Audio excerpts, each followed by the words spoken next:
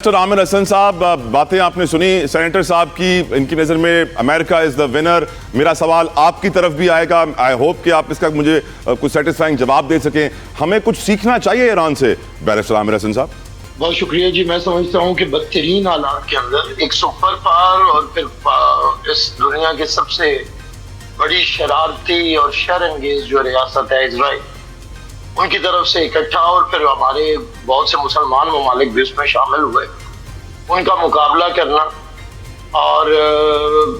مطلب کوئی تو ٹرمپ کی دھمکیوں کا مقابلہ نہیں کر پا رہا، اس کی باتوں کے جواب نہیں دے رہے، بڑے بڑے ممالک کے سربراہ اپنی عزت بچاتے پھر رہے ہیں، ان کے خلاف کھڑے ہونا اور پھر انہیں مجبور کرنا ساری طاقت ہونے کے باوجود کہ مذاکرات کی میز پہ وہ آئیں اور شرائط ایران کی مانیں گئی۔ آپ دیکھیے اسٹیٹ آف ہرمز، دابنہ ہرمز کے علاوہ کہ اسے کھولنا، وہ تو بند بھی اسی وجہ سے ہوئی تھی، اسے کھولنے کے علاوہ کیا گین کیا ہے امریکہ نے پورے ایگریمنٹ کے اندر؟ وہی پرانی بات، اگر وہ تو اوباما کے ساتھ بھی وہ کب ایٹمی پروگرام کو آگے بڑھا رہے ہیں، وہ تو پہلے بھی اسے سرنڈر کر چکے تھے۔ یہ پروکار انداز اختیار کرتے ہوئے ایران نے ایک بہترین طریقے سے دنیا کے امن کے لیے ایگریمنٹ بھی کیا ہے، لیکن دنیا کو یہ باور بھی کروایا ہے کہ اگر کوئی ملک شرارت کرے تو اسے کس طرح روکا جانا چاہیے، اور یہ دنیا کے ممالک کے ضمیر کو جھنجھوڑا بھی ہے کہ ایک ایسا ملک جس کے اتنے وسائل نہیں ہیں، جو پچھلے 4 دہائیوں سے مقابلہ کر رہا ہے یہاں پہ پابندیوں کا، اور جسے کہا گیا جی سیولائزیشن ہی ختم کر دوں گا 2500 سال پرانی، اور میں رہنے نہیں دوں گا اور ختم ہو جائیں گے، رجیم چینج ہوگی، کچھ بھی نہیں ہوا، کچھ بھی نہیں ہوا۔ اور آپ نے دیکھا کہ ایک باوقار اس پر پاکستان کا رول بہترین ہے، لیکن بہرحال وزیر اعظم صاحب کا بار بار ہر جگہ پہ فیلڈ مارشل، ہمیں کیا سیکھنا چاہیے ایران سے؟ ہمیں کیا سیکھنا چاہیے عامر صاحب؟ غیرت، ہمیں باوقار ہونا سیکھنا چاہیے۔ ہمیں یہ سیکھنا چاہیے کہ جو ملک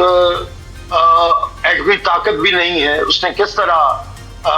سارے ممالک کو باور کروایا ہے کہ وقار پہ کوئی سودا نہیں ہوتا اور سر جھکایا نہیں جاتا بڑے بڑے جارحیت کے سامنے۔ ہمیں یہ سوچنا چاہیے۔ اور دوسرا، پاکستان نے ایک اچھا کردار ادا کیا ہے، اس میں کوئی شک نہیں ہے، لیکن اب پاکستان کو اس سے بڑھ کے اسی ٹائم کے دوران جہاں پہ ان 2 ممالک کے درمیان مذاکرات ہو رہے ہیں، پاکستان کو کوشش کر کے دوبارہ سے OIC کو متحرک کرنا پڑے گا، اور ایران کی مسلم ممالک کے ساتھ جو خرابیاں ہیں انہیں ختم کرنا پڑے گا، اور پاکستان کو سیکھنا پڑے گا کہ اپنے زور بازو پہ ہی عزت اور وقار ہوتی ہے۔ خوبصورت بات کہی آپ نے بیرسٹر عامر حسن صاحب۔ انفیکٹ ہم جو کراچی میں رہتے ہیں، ہمارے ہاں تو ہر سٹور کے اندر آپ کو معلوم ہے ایرانی چاکلیٹ بھی ملتا ہے، ایرانی لسی بھی ملتی ہے، ایرانی تیل بھی ملتا ہے، ایرانی بسکٹ بھی ملتا ہے، ایرانی کیک بھی ملتا ہے، اور جب بھی ہم وہ کھاتے ہیں تو سوچتے ہیں کہ یار پاکستان کیوں نہیں ایسا بنا سکتا، ہمیں ایران سے لانے کی کیا ضرورت ہے؟ پھر معلوم پڑتا ہے ہماری معیشت تباہ حال ہے، مینوفیکچرنگ کیا ہوگی، ہم تو آج تک ایک گاڑی پاکستانی نہیں بنا سکے ہیں، آگے چاکلیٹ کیا بنائیں گے؟ چاکلیٹ مشکل ہے۔ نیازی صاحب، coming towards you sir, thank you for your patience. آپ کی نظر میں ایران یہ جنگ جیتا یا امریکہ یہ جنگ جیتا؟ پاکستان نے ثالثی کا بہترین کردار تو ادا کیا، لیکن پاکستانی قوم کے لیے، ہمارے حکمرانوں کے لیے لرننگ کیا ہے اس پوری صورتحال سے آپ کی نظر میں؟ امجد علی خان نیازی صاحب۔ بسم اللہ الرحمن الرحیم۔ جتوئی پہلی بات تو یہ ہے کہ آپ کا ہیئر سٹائل اور اپنا ہمارے بھائی کا تگی صاحب کا ہیئر سٹائل دونوں کے بال ہیں۔ اگر آپ جیلس ہو رہے ہیں تو I'm sorry سر، لیکن آپ کو گزارا کرنا پڑے گا، آپ کا بھی دن آئے گا سر۔ اچھا لو، بات ٹھیک ہے، کیونکہ ہم سب ایک ہی شخص ہے جس کے بہت گھنے اور لمبے لمبے بال ہیں سر، نظر نہ لگے انہیں۔ وہ کہتے ہیں ایک ہی ساتھ میں کھڑے ہو گئے محمود و ایاز، نہ کوئی بندہ رہا نہ کوئی بندہ نواز۔ تو بات یہ ہے کہ جتوئی سب سے جو بڑی بات ہے جو ایرانی قوم نے پوری دنیا کو بھی بتائی، اور خاص طور پہ ہمیں بھی اس کا ادراک ہونا چاہیے کہ انہوں نے اپنی سوورنٹی پہ کوئی سمجھوتا نہیں کیا۔ جہاں پاکستان کے اندر آپ کو پتہ ہے کیا ہوتا رہا ہے، اور اس سے ہمیں جو ہے کئی تکلیفیں بھی آئی ہیں، آ بھی رہی ہیں، اور آپ نے دیکھا ہے کہ سوورنٹی کے اوپر جو ہے وہ ایران کھڑا ہوا، پوری کی پوری جو ہے وہ اس نے، امریکہ نے دھمکی دی کہ ہم آپ کی رجیم چینج کر دیں گے، اور انہوں نے ان کی پوری لیڈرشپ مار دی، شہید کر دی، لیکن وہ کھڑے رہے اور کھڑے ہیں، اور انہوں نے کسی بھی جگہ پہ یہ کمزوری نہیں دکھائی کہ وہ اپنی قوم کے لیے جو ہے وہ قربانی سے کسی بھی طریقے کے صدرے کریں گے، نہیں، بلکہ وہ کھڑے ہوئے، پبلک میں کھڑے ہوئے شہید ہوتے رہے، لیڈرشپ شہید ہوتی رہی۔ دیکھیں، پاکستان ایک ایٹمی ملک ہے، ایک ایٹمی طاقت رکھنے والی پاور ہے، اور اللہ نے ہمیں بھی عزت دی ہے کہ آپ نے دیکھا کہ جب ہم ایز اے قوم کھڑے ہوئے انڈیا کے خلاف، تو ہم نے ان کو آج جو ہے وہ چنے چبا دیے ہیں اور دھول چٹا دی ہے ہم نے۔ اسی طریقے کے ساتھ ہم جب ایز اے قوم جو ہے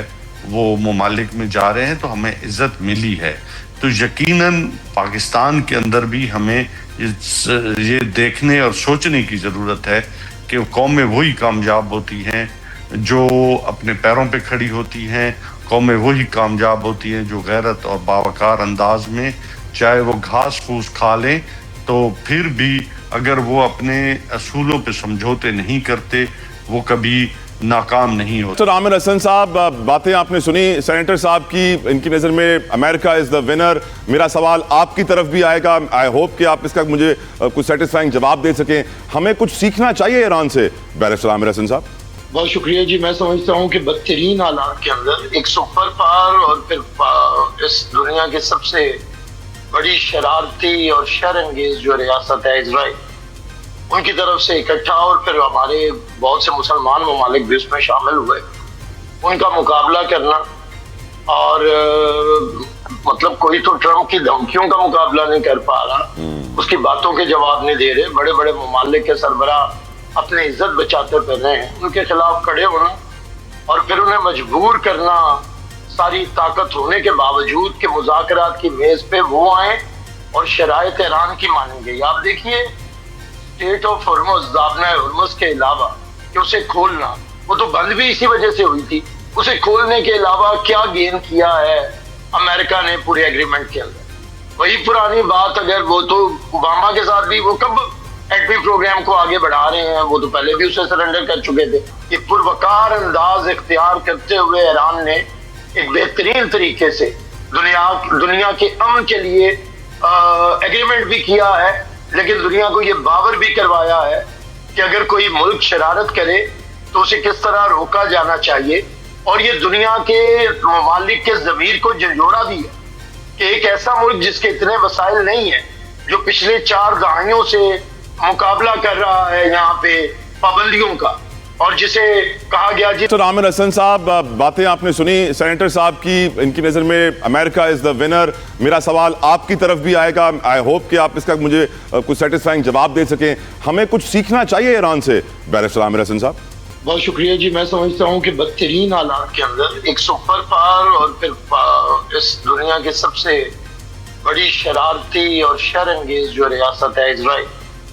ان کی طرف سے اکٹھا، اور پھر ہمارے بہت سے مسلمان ممالک بھی اس میں شامل ہوئے، ان کا مقابلہ کرنا، اور مطلب کوئی تو ٹرمپ کی دھمکیوں کا مقابلہ نہیں کر پا رہا، اس کی باتوں کے جواب نہیں دے رہے، بڑے بڑے ممالک کے سربراہ اپنی عزت بچاتے پھر رہے ہیں، ان کے خلاف کھڑے ہونا اور پھر انہیں مجبور کرنا ساری طاقت ہونے کے باوجود کہ مذاکرات کی میز پہ وہ آئیں اور شرائط ایران کی مانیں گے۔ آپ دیکھیے اسٹیٹ آف ہرمز، دابنہ ہرمز کے علاوہ کہ اسے کھولنا، وہ تو بند بھی اسی وجہ سے ہوئی تھی، اسے کھولنے کے علاوہ کیا گین کیا ہے امریکہ نے پورے ایگریمنٹ کے اندر؟ وہی پرانی بات، اگر وہ تو اوباما کے ساتھ بھی وہ کب ایٹمی پروگرام کو آگے بڑھا رہے ہیں، وہ تو پہلے بھی اسے سرنڈر کر چکے تھے۔ یہ پروکار انداز اختیار کرتے ہوئے ایران نے ایک بہترین طریقے سے دنیا کے امن کے لیے ایگریمنٹ بھی کیا ہے، لیکن دنیا کو یہ باور بھی کروایا ہے کہ اگر کوئی ملک شرارت کرے تو اسے کس طرح روکا جانا چاہیے، اور یہ دنیا کے ممالک کے ضمیر کو جھنجھوڑا بھی ہے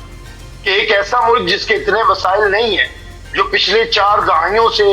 مقابلہ کر رہا ہے یہاں پہ پابندیوں کا، اور جسے کہا گیا جی